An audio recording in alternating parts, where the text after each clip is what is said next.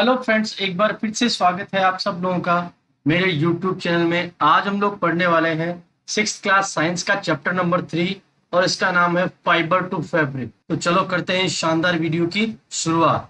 पहेली और बुजो जो है उन्होंने साइंस क्विज कंपटीशन जो कि उनके स्कूल में हुआ था वहां पे फर्स्ट प्राइज जीता है।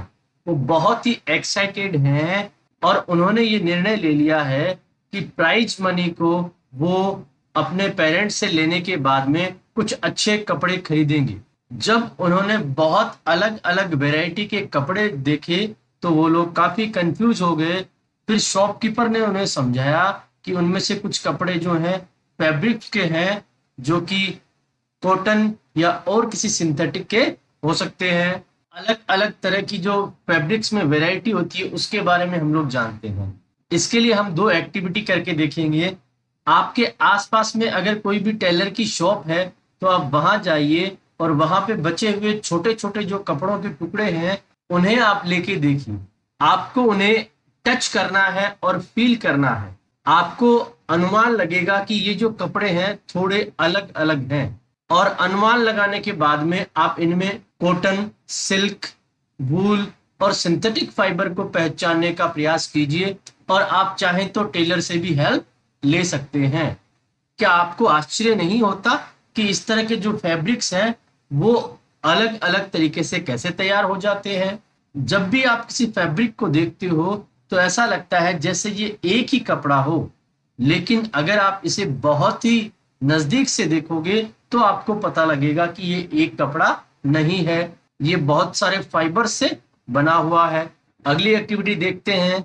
आपको एक कॉटन फैब्रिक जो है उसका पीस लेना है। अब आपको क्या करना है, इसमें से कहीं से भी एक कोने से कोई जो धागा या यार्न जो निकला हुआ है उसे देखना है। अगर कोई भी लूज यार्न आपको दिखाई नहीं देता है तो आप कहीं से पिन या नीडल से इसे निकाल सकते हैं या खींच सकते हैं।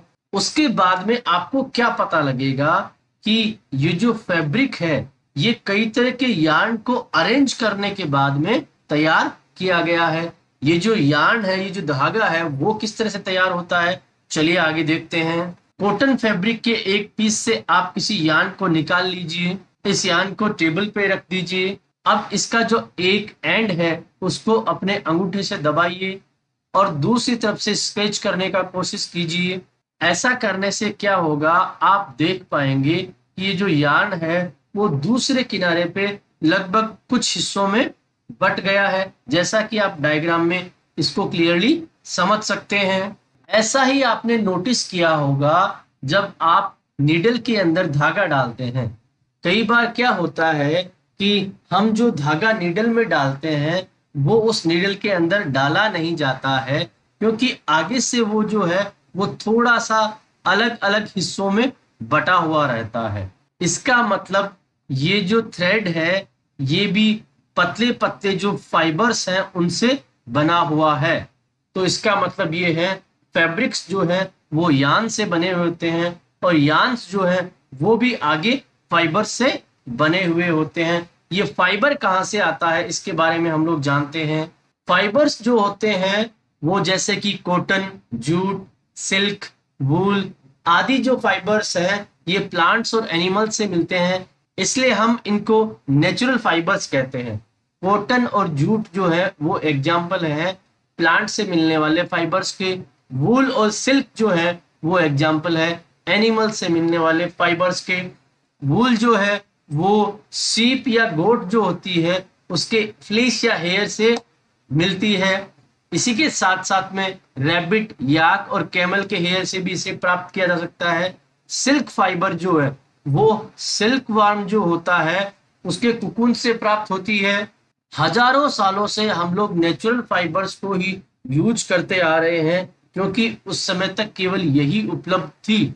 लेकिन पिछले कई सौ सालों से हम क्या कर रहे हैं, इस तरह के फाइबर्स भी यूज कर रहे हैं जो केमिकल सब्सटेंसेस से तैयार होते हैं और एनिमल्स और प्लांट से इन्हें प्राप्त नहीं किया जाता है। इस तरह के फाइबर्स को हम लोग सिंथेटिक फाइबर्स कहते हैं। सिंथेटिक फाइबर्स के कुछ एग्जांपल्स हैं पॉलिस्टर, नायलॉन और एक्रिलिक। अब कुछ प्लांट फाइबर्स के बारे में हम लोग कुछ जानते हैं कॉटन के बारे में। क्या आपने कभी लैंप को जलाने के लिए बत्ती बनाई है? किस चीज से हम लोग ये बत्ती बनाते हैं? आपको पता होगा, हम ये वूल या ऊन से बनाते हैं। उसी प्रकार से मैट्रेसेज, क्विल्ट्स या पिलोज को भी कॉटन वूल से भरा जाता है। कुछ कॉटन वूल को अपने हाथ में लीजिए और इसको दोनों तरफ खींचने का प्रयास कीजिए, आपको इसके किनारे दिखाई देंगे। क्या आप नोटिस कर पाएंगे कि ये जो छोटे छोटे कॉटन के जो हिस्से हैं वो कॉटन फाइबर से बने हुए हैं। ये कॉटन वूल जो है वो कहाँ से आती है? ये खेतों में लगाई जाती है। कॉटन प्लांट जो है वो ऐसे स्थानों पे लगाए जाते हैं जहाँ की मिट्टी काली हो और क्लाइमेट थोड़ी गर्म हो। कॉटन प्लांट के जो फ्रूट्स होते हैं, जिन्हें कॉटन बॉल्स कहा जाता है, वो लगभग लेमन के साइज के होते हैं। पकने के बाद में ये जो कॉटन बॉल्स हैं ये बर्स्ट यानी फट जाते हैं, और जो सीड्स हैं जो कि कॉटन फाइबर से कवर होते हैं उन्हें देखा जा सकता है। क्या आपने कभी किसी कॉटन फील्ड को देखा है जो इस तरह से पके हुए कॉटन बॉल्स के साथ में तैयार हो? यह एक ऐसे मैदान की तरह लगता है जो पूरी तरह से बर्फ से ढका हुआ हो। इन बॉल्स से कॉटन को जो है वो हाथ से निकाला जाता है, फिर फाइबर्स जो है वो इनसे अलग किए जाते हैं कॉम्बिंग की सहायता से, और इस प्रोसेस को हम लोग कॉटन की गिनिंग कहते हैं। गिनिंग जो है पहले हाथों से होती थी, लेकिन आजकल मशीन की सहायता से भी इसे कर सकते हैं। जूट, जूट फाइबर है वो जूट प्लांट के स्टेम से हमें मिलता है। ये रेनी सीजन के दौरान कल्टीवेट किया जाता है। इंडिया के अंदर वेस्ट बंगाल, बिहार और आसाम में मुख्यतः जूट लगाए जाते हैं। जूट के प्लांट को उस समय काटा जाता है जब इस पे फूल आने वाले होते हैं। काफी दिनों तक इसके स्टेम को पानी में रखा जाता है, फिर इसका तना जो है वो सड़ जाता है और फाइबर्स जो है वो हाथों से इससे अलग कर लिए जाते हैं, और इससे फैब्रिक्स बनाने के लिए पहले फाइबर्स को यार्न में कन्वर्ट किया जाता है। जानते हैं इस प्रोसेस को कैसे किया जाता है? Spinning cotton yarn. आप अपने घर पे भी कॉटन यार्न बनाने का प्रयास कर सकते हैं। आप क्या कर सकते हैं, किसी कॉटन वूल को हाथ में लीजिए, अपने अंगूठे और अंगुलियों के बीच में कॉटन को दबा के रखिए। अब धीरे धीरे इस कॉटन को पुल करना स्टार्ट कर दीजिए और तब तक करते रहिए जब तक कि ये फाइबर में कन्वर्ट नहीं हो जाए। क्या आप यार्न बनाने में सफल हुए? इसी प्रोसेस को जिससे हम लोग यार्न बनाते हैं फाइबर से, स्पिनिंग कहा जाता है। इस प्रोसेस में फाइबर्स जो हैं वो कॉटन वूल का जो मांस होता है उससे निकाले जाते हैं। इस प्रकार से निकाले गए फाइबर्स से फिर यार्न तैयार किया जाता है, और एक आसान डिवाइस है स्पिनिंग के लिए, जिसे हैंड स्पिंडल या तकली कहा जाता है, जिसे आप डायग्राम में भी देख सकते हैं। उसी प्रकार की हाथ से चलाई जाने वाली एक डिवाइस और है जो स्पिनिंग में काम आती है, उसे हम लोग चरखा कहते हैं, जैसा कि आप डायग्राम में देख सकते हैं। महात्मा गांधी ने चरखा को बहुत ज्यादा प्रचलित कर दिया था हमारे स्वतंत्रता के आंदोलन के दौरान।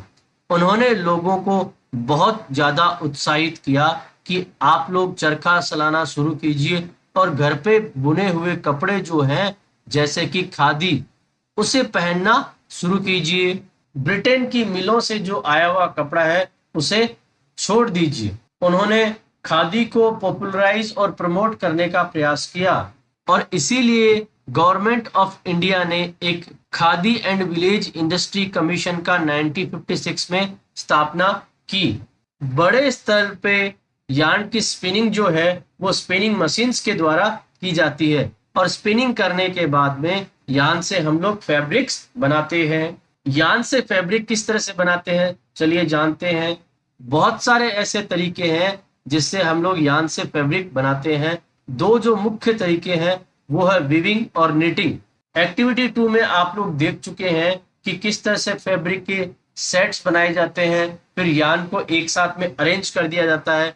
ये जो यार्न्स को अरेंज करने का जो तरीका होता है उसी से हम लोग फैब्रिक बनाते हैं, और इसी को हम लोग वीविंग कहते हैं। चलो इस वीविंग को हम लोग पेपर पे ट्राई करते हैं। आप क्या कीजिए, दो अलग अलग कलर की जो पेपर शीट्स है उन्हें ले लीजिए और इन्हें स्क्वायर शेप में काट लीजिए, जिसकी लेंथ और विड्थ हो लगभग 30 सेंटीमीटर हो।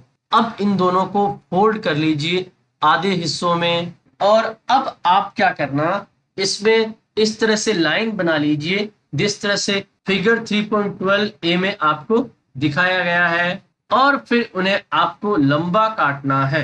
और इस प्रकार से एक एक करते हुए इन शीट्स को आप आपस में बुनते हुए आगे बढ़ सकते हैं। फिगर डी में आप देख सकते हैं किस तरह से हमने पेपर से शानदार वीविंग कर ली है।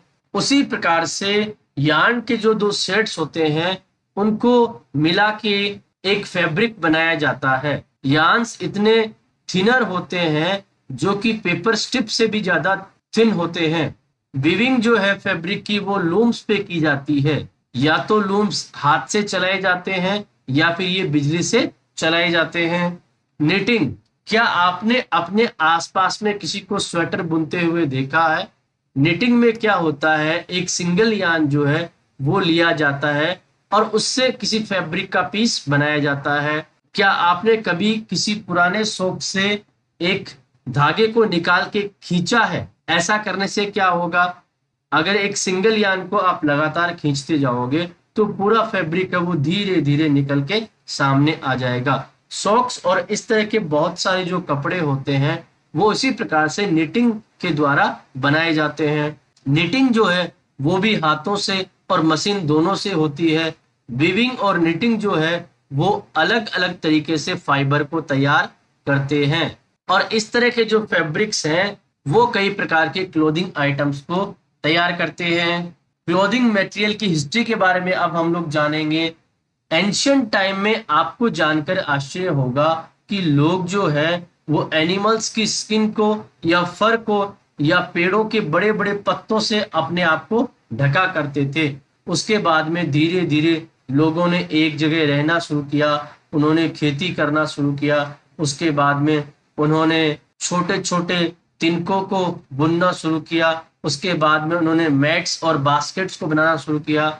उसके बाद में वाइन्स, एनिमल फ्लीस और हेयर जो है उनसे उन्होंने बनाते बनाते इस प्रकार के लंबे लंबे धागे बनाने शुरू कर दिए, जिनसे फैब्रिक्स बनने लगे। हमारे जो पुराने भारतीय लोग जो थे वो कॉटन से बने हुए फैब्रिक्स पहना करते थे, जो गंगा नदी के आसपास के इलाकों में मिला करता था। फ्लैक्स का जो प्लांट है वो भी नेचुरल फाइबर देता है। एंशियंट इजिप्ट की अगर बात करें तो वहां पे कॉटन के साथ साथ में फ्लैक्स को भी कल्टीवेट किया जाता था नाइल नदी के किनारे, ताकि इससे फैब्रिक्स बनाए जा सकें।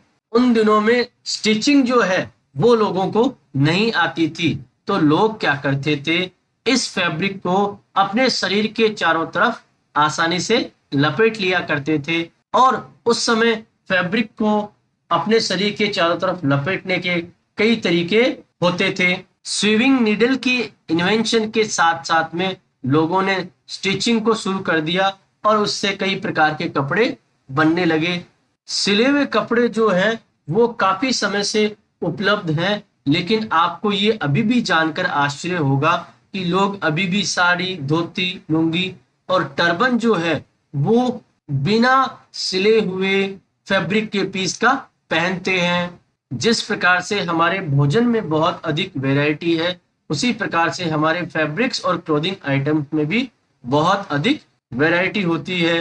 नीचे दिए गए टेबल में आप देख सकते हैं किस प्रकार से कॉटन के रोल से उनसे गिनिंग होती है, फिर उससे फाइबर तैयार होता है, फिर उसमें स्पिनिंग होती है, फिर उससे यार्न तैयार होता है, और उसके बाद में निटिंग और वीविंग में से किसी भी एक प्रक्रिया को चुनने के बाद में फैब्रिक को तैयार किया जाता है। अब इस चैप्टर में जो हमने मुख्य बातें पढ़ी है उन्हें एक बार फिर से दोहराएंगे। बहुत सारे क्लोथिंग मटेरियल और फैब्रिक मिल सकते हैं, जैसे कि कॉटन, सिल्क, वूल या पॉलिस्टर। फैब्रिक जो है वो यार्न से बनते हैं जो कि फाइबर से तैयार होते हैं। फाइबर्स नेचुरल भी हो सकते हैं, सिंथेटिक भी हो सकते हैं। कॉटन, वूल, सिल्क और जूट जो है वो नेचुरल फाइबर्स हैं, जबकि नायलॉन, पॉलिस्टर ये सिंथेटिक फाइबर्स हैं। कॉटन और जूट जो फाइबर्स हैं वो प्लांट से हमें मिलते हैं।